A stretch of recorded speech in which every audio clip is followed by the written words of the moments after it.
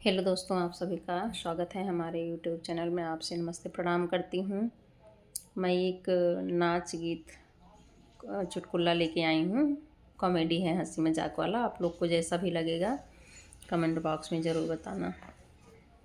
Video को लाइक share subscribe फुल watch कर देना और खूब सारा प्यार दुलार भी देना वीडियो में। आजमगढ़ से बस गईले सोनार छोटी नदी। आजमगढ़ में बस गईले छोटा सोनार छोटी नदी। सोनार छोटी नदी, सोनार छोटी नदी। आजमगढ़ में बस गईले सोनार छोटी नदी। सोनार छोटी नदी, सोनार छोटी नदी। हमारा का देखे के सोनरवा मुस्की मारे हो। हमारा का देखी के सोनरवा मुस्की मारे हो। गलिया बीच ठाड़ मोरे ससुर छोटी ननदी हो। गलिया बीच ठाड़ मोरे ससुर छोटी ननदी। आजमगढ़ में बस गईले सोनार छोटी नदी। आजमगढ़ में बस गईले सोनार छोटी नदी। सोनारी छोटी नदी, सोनार छोटी नदी।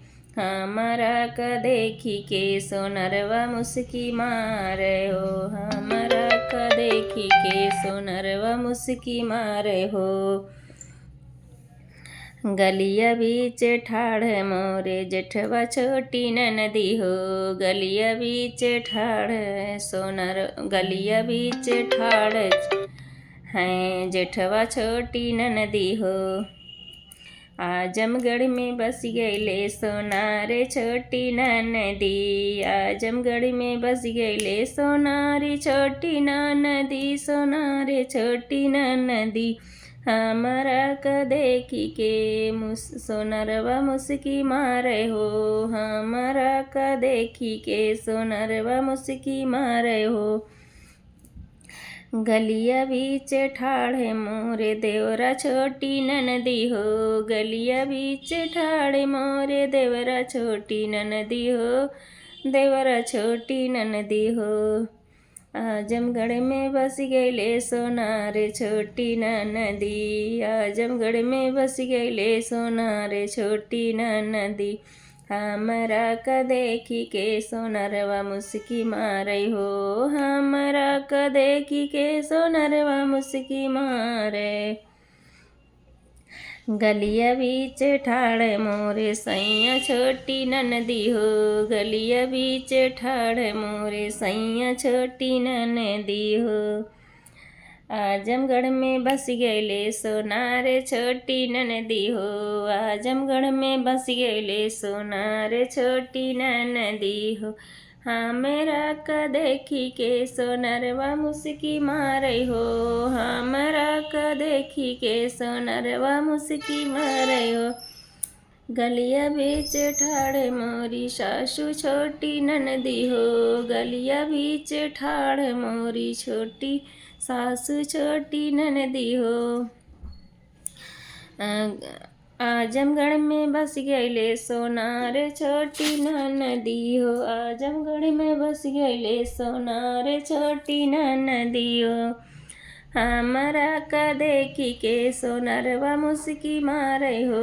हमरा का देखी के सोनरवा मुस्की मारे हो। गलिया बीच ठाड़ हाई गौआ के लोग जी।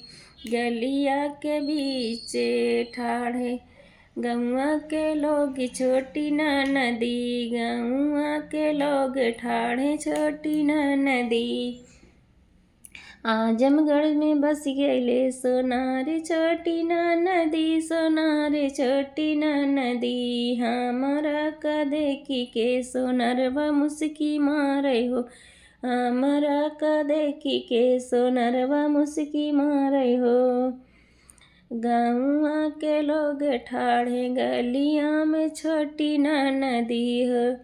गलिया में ठाड़े गौआ के लोग गवाई हो छोटी नदी आजमगढ़ में बस गईले सोना रे छोटी नदी।